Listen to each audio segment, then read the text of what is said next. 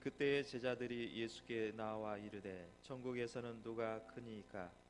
예수께서 한 어린아이를 불러 그들 가운데 세우시고 이르시되 진실로 너희에게 이르노니 너희가 돌이켜 어린아이들과 같이 되지 아니하면 결단코 천국에 들어가지 못하리라. 그러므로 누구든지 이 어린아이와 같이 자기를 낮추는 사람이 천국에서 큰 자니라. 아멘. 예, 오늘은 즐거운 날이죠. 예, 서로 축하합니다. 예, 옆에 보시고 예, 또 그 답변을 하셔야죠. 예, 열심히 하겠습니다. 시작. 열심히 하겠습니다. 예, 예, 오늘 말씀은 천국 백성의 조건이다. 예, 여러분들 다 뭐 천국 백성이지만 다시금 오늘 말씀을 통해서 천국 백성이 어떠한 백성이 이 천국 백성인지를 오늘 말씀을 통해서 은혜 받으시길 바라겠습니다. 사회적 위치가 높은 사람이 자기를 낮추는 것은 결코 쉬운 일이 아닙니다. 김제 금산교회 하면 떠올리는 인물이 두 분이 있습니다. 그분은 조덕삼 장로와 이자익 목사의 관계입니다. 이야기를 이 금산교회에서는 빼놓을 수 없는 이야기인 것입니다. 이는 마부였던 이 이자익 목사를 신학을 가르치고 또 목사를 세우고 또 자신이 섬기는 교회에 조덕삼 장로의 직분으로서 목사를 섬기는 아름다운 이야기인 것입니다. 이에 오늘은 스승이 장로가 되어서 제자를 목사로 섬기는 이야기를 드리려고 합니다. 한국의 간디라 할 정도로 민족의 지도자였던 조만식 선생과 순교자였던 이 주기철 목사님의 인연은 상당한 인연을 가지고 있습니다. 그 선생님이 오산 학교의 교장직을 맡고 있었을 때 주 목사님은 그 학교의 학생이었습니다. 또 주 목사가 평양 상정연 교회에서 심우하고 있을 때는 조 선생은 그 교회의 장로가 되었습니다. 어느 날 조만식 장로가 교회로 가기 위해서 집을 가는데 급한 손님이 찾아오게 되었고 잠시 이야기 나눈 것이 그만 교회의 시간을 놓치고 말았습니다. 교회에 들어와 보니 벌써 설교가 시작이 되었던 것입니다.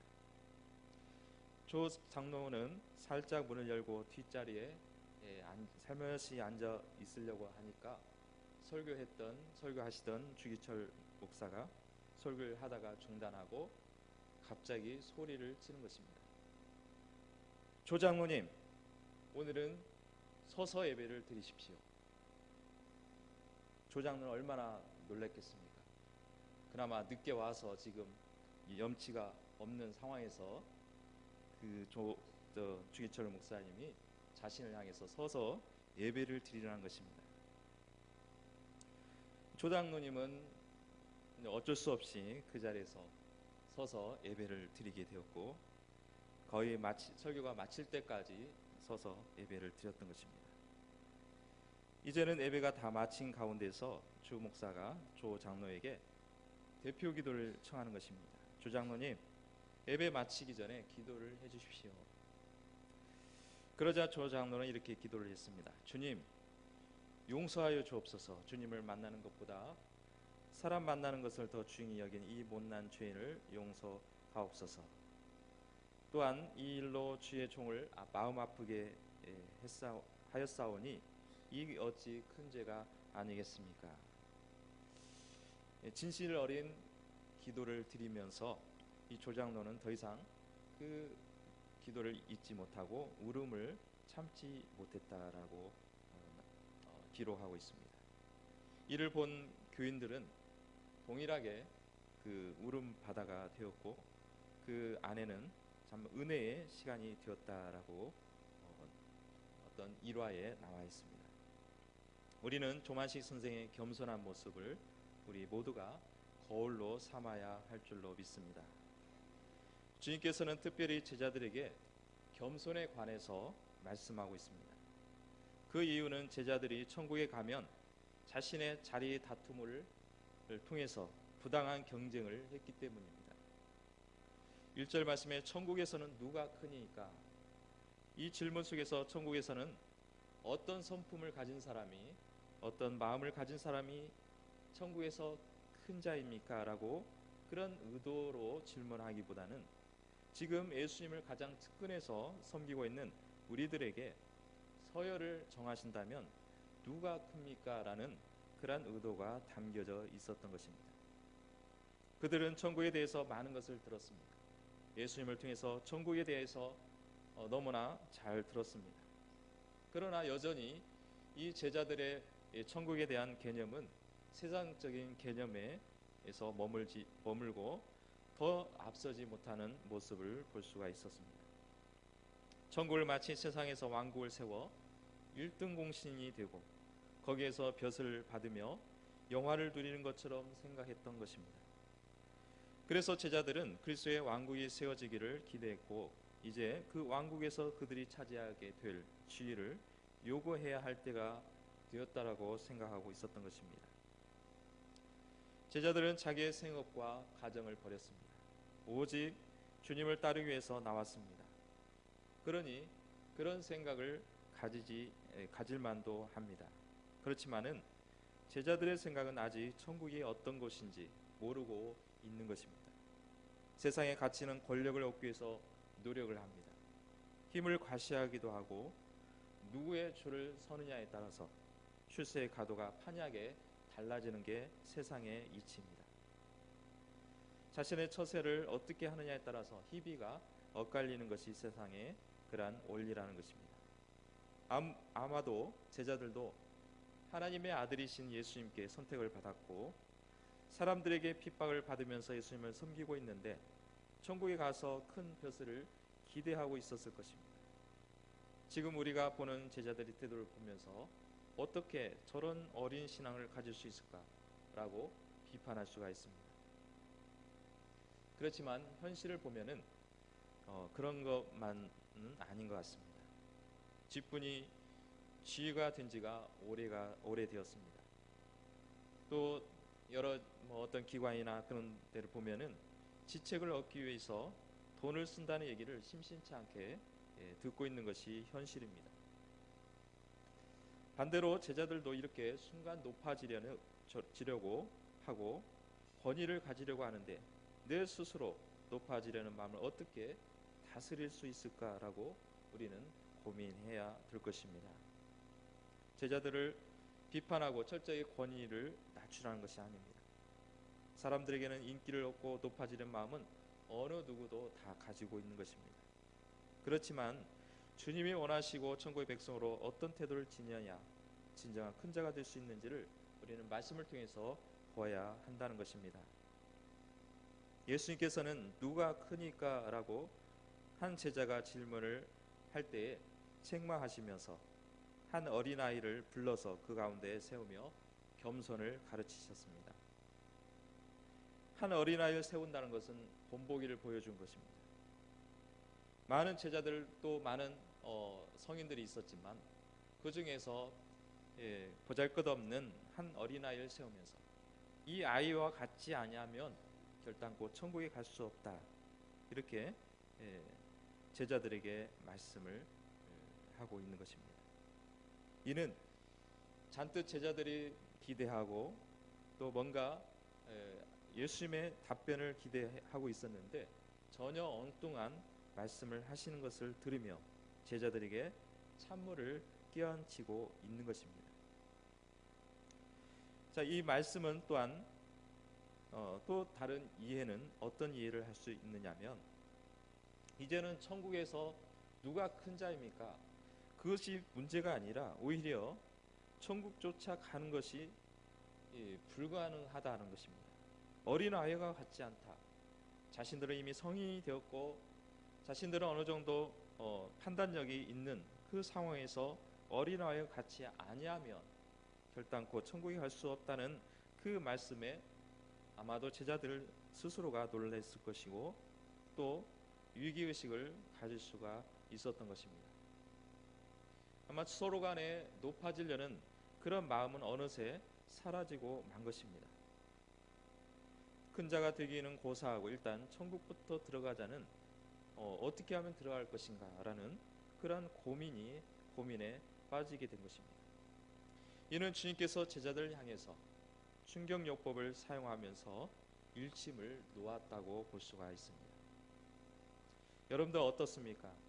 어린아이가 같지 아니하면 결단코 천국에 갈 수 없다 라고 예수님께서 지금 우리에게 말씀하고 있다면 아마도 내 스스로가 내가 어린아이 같지 않는 순수함이 없었을 때 혹여나 내가 뭔가 거림했을 때에 그 말씀은 상당한 충격이 다가올 것입니다. 그래서 4절 말씀의 결론적으로 이 어린아이와 같이 자기를 낮추는 사람이 천국에서 큰 잔이라 라고 다시금 말씀을 또 정리하고 있습니다. 다시 말해서 천국에는 서로 간에 높아지려는 자들이 들어가는 것이 아니라 서로 낮추고 겸손한 사람들이 오히려 높아질 수 있다. 그렇게 역설적으로 표현을 하고 있는 것입니다. 우리는 천국 백성으로 지내할 조건이 있습니다. 당연히 우리가 전제해야 할 것은 예수 그리스도를 믿음으로 구원의 백성이 된 것을 전제로 하고 있습니다. 이제는 우리가 천국의 백성으로서 어떤 자세로 어떤 마음의 모습으로 우리가 살아야 될지를 주님의 말씀을 통해서 우리가 다시금 생각해 보시기를 바랍니다. 먼저 천국에서는 가장 큰 자는 자기를 낮추는 자라고 말씀하고 있습니다. 야고보서 4장 10절에 주 앞에서 낮추라 그리하면 주께서 너희를 높이시리라 라고 말씀하고 있습니다. 내 스스로 주님 앞에서 낮춰지면 그것은 내가 낮아졌지만은 사람들이 높이려고 하지 않을지라도 주께서 나를 들어쓰시고 또 하나님께서는 그 높은 곳에 올려 놓아 주시는 것입니다. 그렇기 때문에 내 스스로 높아지려고 노력하지 않아도 하나님께서는 우리에게 맞는 그러한 위치를 허락하시고 높여 주실 줄로 믿습니다. 성경의 대표적인 인물이 요셉을 들 수 있습니다. 요셉은 형들에 의해서 무고하게 종으로 팔려 나갔습니다. 종의 신분으로 일을 하고 또 거기에서 부족하여서 죄수의 신분을 받게 되었고 거기에서 거기 죄수로서 영원히 거기에서 벗어나지 못하는 그런 상황에 놓여 있었을 것입니다. 그런데 요셉을 하나님께서는 하루아침에 외국의 총리 대신으로 세워주심을 볼 수가 있습니다. 요셉이 바로의 꿈을 단순히 해석해서 총리가 되었다고 볼 수 없습니다. 물론 꿈을 해석을 통해서 요셉이 총리가 되었지만은 그 과정은 하나님께서 함께 하셨고 하나님께서 요셉을 통해서 또한 높여주셨기에 총리가 된 줄로 믿습니다. 다니엘도 마찬가지입니다. 다니엘은 바벨론 포로로 끌려간 사람이었습니다.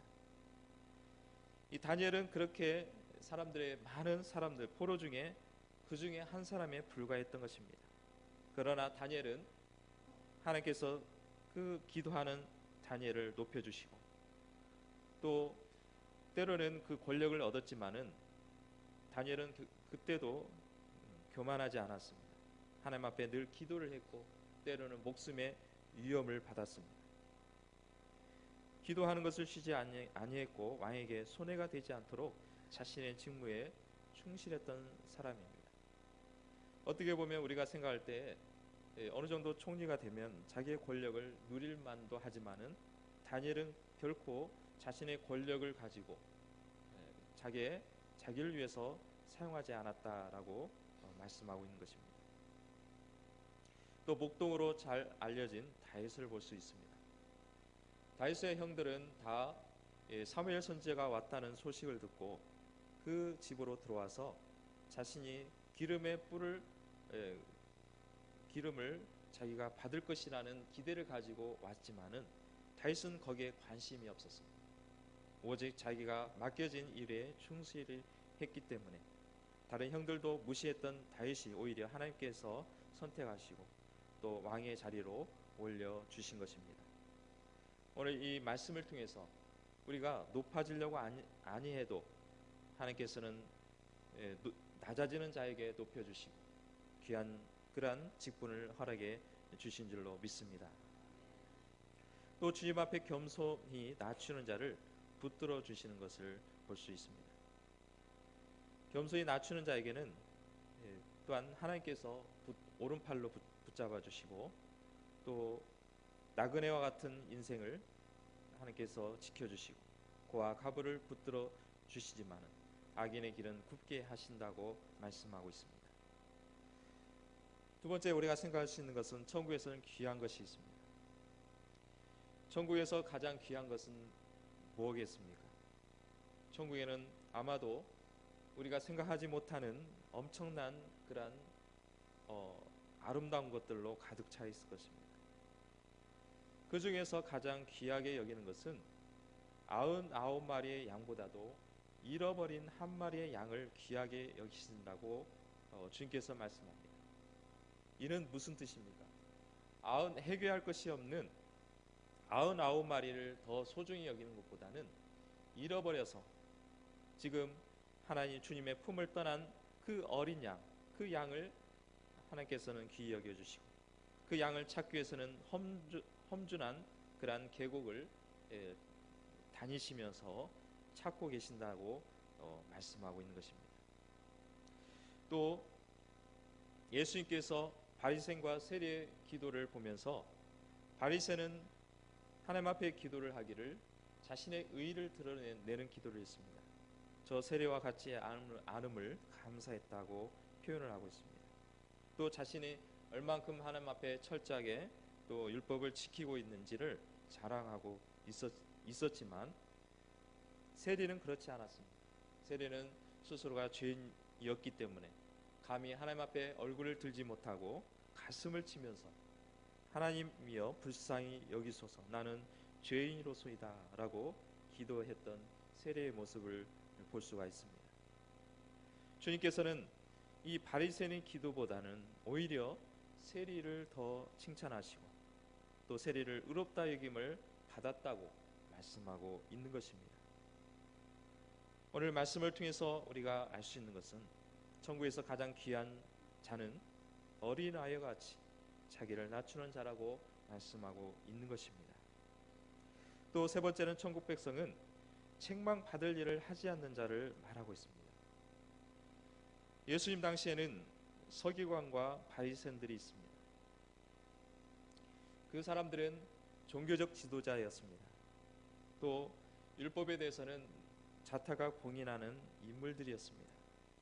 그렇다면 그렇게 하나님의 율법을 잘 섬기고 또 그렇게 율법을 잘 지킨 사람에게 주님께서는 칭찬해야 함에도 불구하고 오히려 책망하고 또 바리새인과 서기관들 그 행실을 통해서 다시금 제자들에게 교훈을 주시고 있습니다. 왜 바리새인과 서기관들을 질책을 했냐면 율법을 잘 지켰지만은 외식을 했기 때문에 그렇습니다. 자신의 의를 드러내고 하나님의 그러한 뜻과 의도와는 상관없이 백성들에게 칭송을 받기를 원했고 자신들의 의를 드러냈던 그 모습을 주님께서는 지적을 하고 그것은 잘못된 행동이다라고 가르쳐주고 있는 것입니다. 그리고 뭐라고 말씀하시냐면 교인 하나를 얻기 위해서 두루 다니다가 생기면은 자신들보다 더욱 지옥 자식이 되도록 가르쳤다는 것입니다. 어찌 서기관과 바리새인들이 지옥 자식이 되도록 가르쳤겠습니까? 뭐 잘못되도록 만들었겠습니까? 그 이유가 뭐냐면은 입술로는 섬기는 척하지만은 말에 대한 행실이 따르지 않는 그 모습을 향해서 다른 사람들에게 행실, 말씀대로 순종하고 말씀대로 행동하는 그 가르침이 아닌 입으로만 하고 입으로만 모든 것을 하는 그러한 모습을 볼 수밖에 없기 때문에 배우는 사람들은 그러한 모습을 보고 그것이 정답인 양 생각하기 때문에 지옥 자시록을 만들었다 이렇게 질책하고 있는 것입니다. 또 외식하는 자로 책망한 것은 마태복음 23장 23절의 말씀에 이렇게 나와 있습니다. 박허와 회양과 근처의 11조를 들이되 율법에 더 중한 바 정의와 긍휼과 믿음을 버렸도다 이렇게 말씀합니다. 이는 철저한 11조를 구별했습니다. 11조를 떼먹지 않았습니다. 그런데 중요한 것은 11조에 담겨진 정신을 버렸다는 것입니다. 율법을 지키라고 주신 것은 그 율법대로 살아가라고 했지만은 그 율법의 정신도 지키라는 것입니다. 어렵고 힘들어하는 사람을 불쌍히 여기는 마음, 또 측은히 여기는 마음, 또 친히 그러한 소외된 계층을 향해서 돌아보고 또 그들을 살피라는 그런 하나님의 뜻을 이해하지 못하고 행실로 나타내 보이지 않았던 것입니다. 이처럼 우리는 율법의 근본 정신을 몸소 실천한 것이 무엇보다도 중요하고 또한 그렇다고 해서 율법대로 행하는 것도 결코 버리지 말아야 할 것을 말씀하고 있는 것입니다. 이처럼 하나님 앞에는 책망받지 않기 위해서 외식하거나 말로만 하지 아니하고 몸소 실천하는 삶을 귀히 여긴다고 말씀하고 있는 것입니다.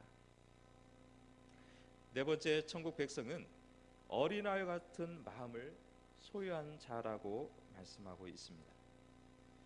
예수님께서 요구하시는 것은 너희가 돌이켜 다른 마음을 가져라라는 것입니다. 우리 마음의 심령의 변화를 일으키라는 것입니다. 옛날에 마음이 점점 퇴보가 되고 때로는 변질된다 할지라도 순간순간 돌이키면 된다는 것입니다. 심령의 변화를 일으키고 내 잘못이 무엇인지를 바로 알고 또 고쳐나가고 회복해 나가는 그러한 모습으로 살아가라고 가르쳐주고 있습니다. 두 번째는 어린아이들과 같이 되라는 것입니다. 어린아이의 특징이 뭡니까?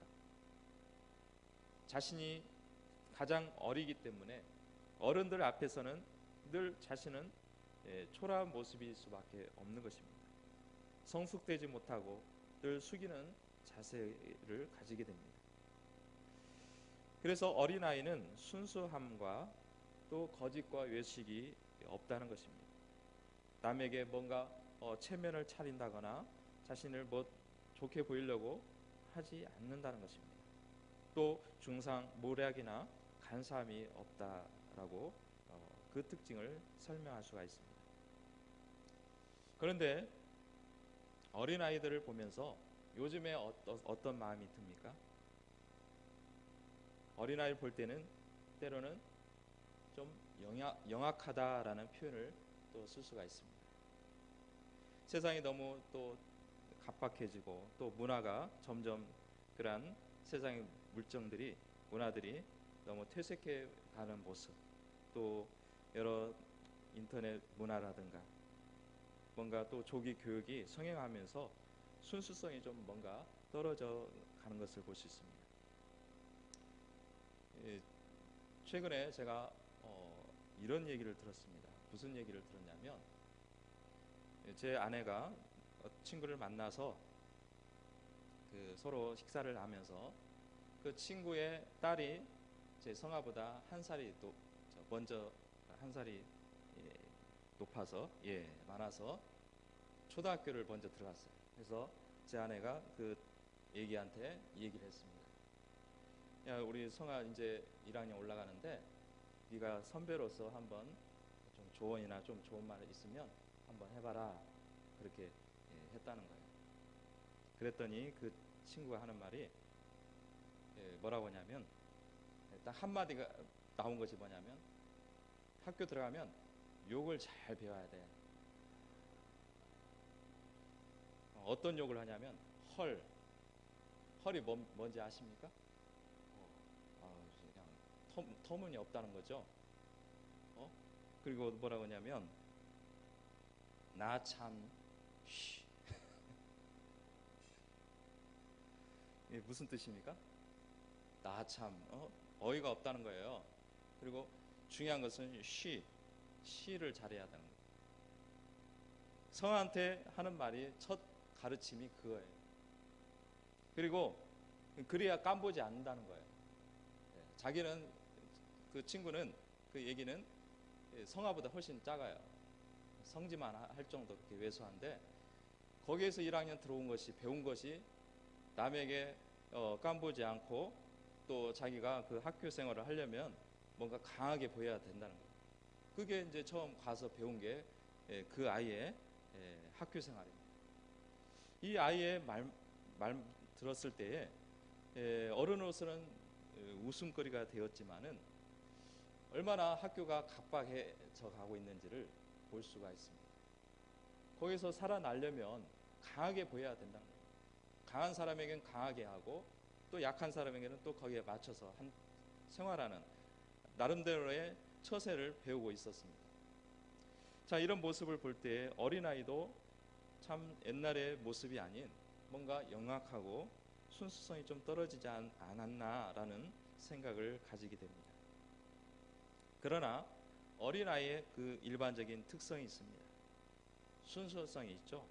또 뭔가 얘기하면 그것을 쉽게 받아들이는 그러한 습성이 있습니다. 이처럼 이 어린아이와 같이 자기를 어떤 높아지려고 할 수도 없고 뭔가 자기를 드러낼 수 없는 그런 모습을 주님은 더 그것을 겸손으로 가르쳐주고 있는 것입니다. 그래서 우리를 변화시키는 하나님의 은혜는 우리를 어린아이들과 같이 주님 앞에 맡기는 것입니다. 나의 염려와 나의 어떤 걱정과 두려움을 주님 앞에 맡기는 거예요. 어린아이는 어떻습니까?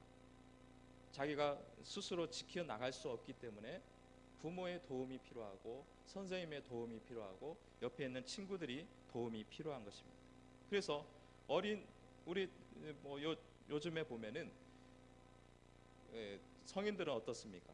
자기가 자존심이 있기 때문에 자기가 어떤 도움이 필요하더라도 도움을 요청하지 않습니다. 그런데 어린아이는 그렇지 않습니다.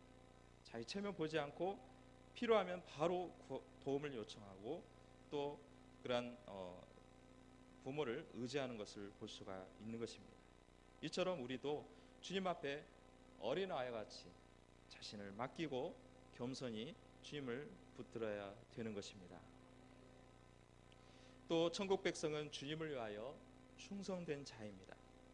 주님께로부터 받은 사명을 위해서 우리는 충성을 다해야 되는 것입니다.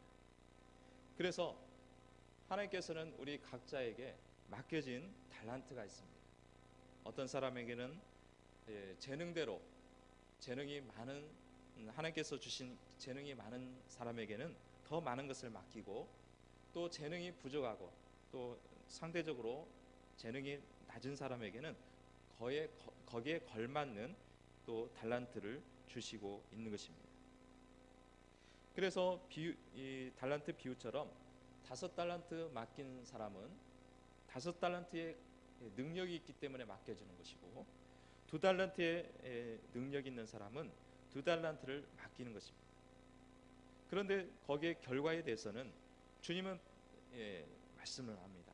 뭐냐면은 5달란트를 남긴 사람에게는 네가 많이 남겼으니까 더 많은 칭찬을 한 것이 아니라 2달란트와 5달란트 맡긴 사람들이 각자 자신의 역량대로 남겼을 때에 동일하게 칭찬하는 것을 볼 수 있습니다. 내가 작은 일에 충성하였으니 더 많은 것을 내게 맡기노라 라고 칭찬을 하고 있습니다. 때로는 내가 달란트가 부족할 수 있습니다. 내가 재능이 부족할 수 있고 뭔가 다른 사람보다 못하는 경우가 있을 수 있습니다.